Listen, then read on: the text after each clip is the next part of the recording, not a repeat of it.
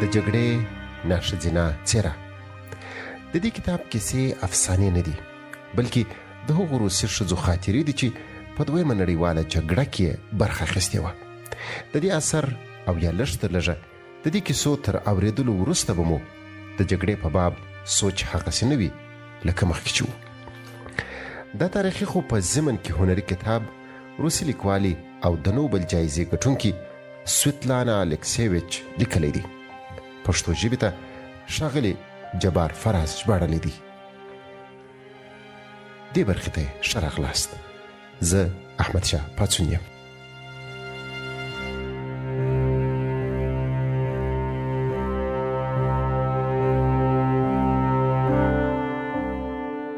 ولاکه چې دا پیښه چیرې وسوه، د ځای نوم او موقعیت مې هیر دی.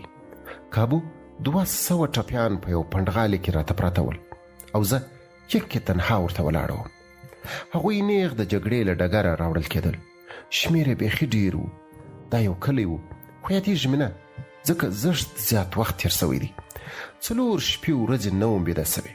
ان ناستې ته لا نه وم خلاصه. ټولو پرله پسې نارې راوهلې: خورې خورې، لطفا راسه او مرسته راسره وکړه. له یوه مې بل ته، له بله مې بل ته منډې وهلې. یو ځل مې تندک وخوړ او غزاره سوم. همالته خوب وړی وم. یو وخت یوې نارې راپاڅولم.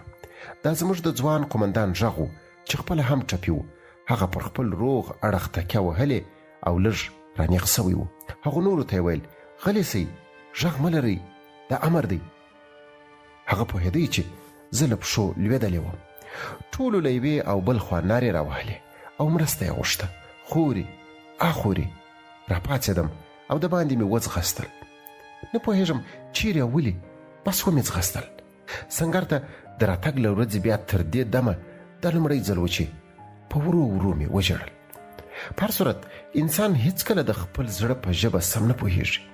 یو ژمی زموږ قرارګاه سره نږدې جرمني اسیران تېرول. ټوله له یخه رېږدېدل. په سرونه یې څیرې څیرې پټوګان تاو کړي ول او سوري سوري وسوځېدلي چپنې یې اغوستې وې. دومره لیونۍ یخني وه چې مرغۍ په هوا کې کنګل کېدې او رالوېدې. د هغوی په کتار کې یو ځوانکی سرتېری هم روان و. اومه خوله هلک و. پر باړخوګانو یې د اوښکو څاڅکي یخی سوي ول. دغه مهال ما له وچې ډوډۍ ډکه کراچي روانه کړې وه او د ډوډۍ خوړلو سالون ته تلم. هغه چې ډوډۍ ولیدې سترګې یې پکې پاته سوې. ورته کتلې او ورته کتلې. نه یې زه لیدم نه یې بل انسان، یوازې ډوډۍ لیدله. ډوډۍ. ما له یوې ډوډۍ یوه ټوټه راپرې کړه او ورته ومې نیوله. هغه ور حمله کړه. که څه هم څو واره یې په لاس کې ټینګه ومروړله، خو بیا هم زړه ته نه لوېده چې رښتیا دې ډوډۍ په لاس کې وي. ډېره خوشحاله سوم. پوهېږې ولې؟ ځکه ویل مې شکر، کرکه نه سم کولی. ځان ته حیرانه وم.